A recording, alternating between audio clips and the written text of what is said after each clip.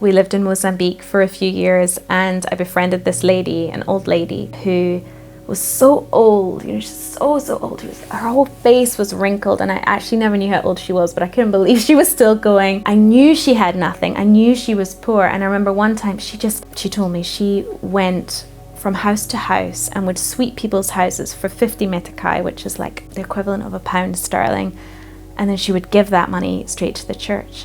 And she wasn't boasting, she was just telling me, this is what I do with my days. I remember this lady always had the biggest smile on her face. She was so radiant and so beautiful, and she had nothing apart from some time which she was giving up for money for the church. And it just blew my mind. I just thought, I am nothing like her. I've come to be a missionary to these women, but I know nothing of the Jesus that she knows. I knew God, I had resources, I came from a position of privilege.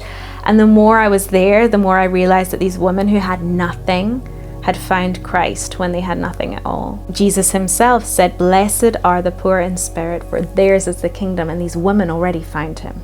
They had everything they needed. And at that point, it began to plant a seed in me that there's something here that I really want, but I don't have, because I haven't really reached the end of myself. But years and years into living a missionary lifestyle, adding babies to the mix, 3 children later, I found the end of myself. I didn't know my limits. I didn't really have many boundaries. I just had a heart for the world. So I was desperate to help anyone and everyone. And our house was like a melting pot for anyone who wanted to drop by, and the load I was carrying got bigger and bigger, and I couldn't carry it anymore, and I burnt out.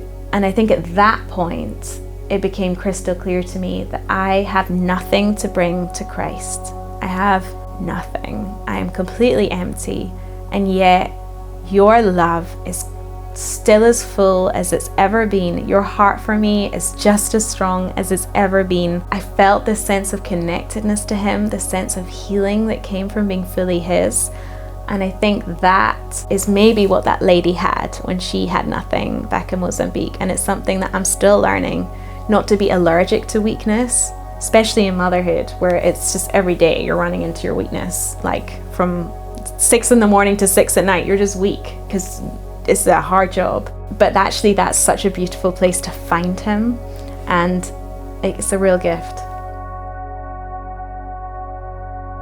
Thank you so much for watching. We hope this video has blessed you. Our crowdfunding studio relies on the generosity of our viewers. So if you would like to help us capture more conversations like the one you've just seen, you can find all of the information on how to give in our bio.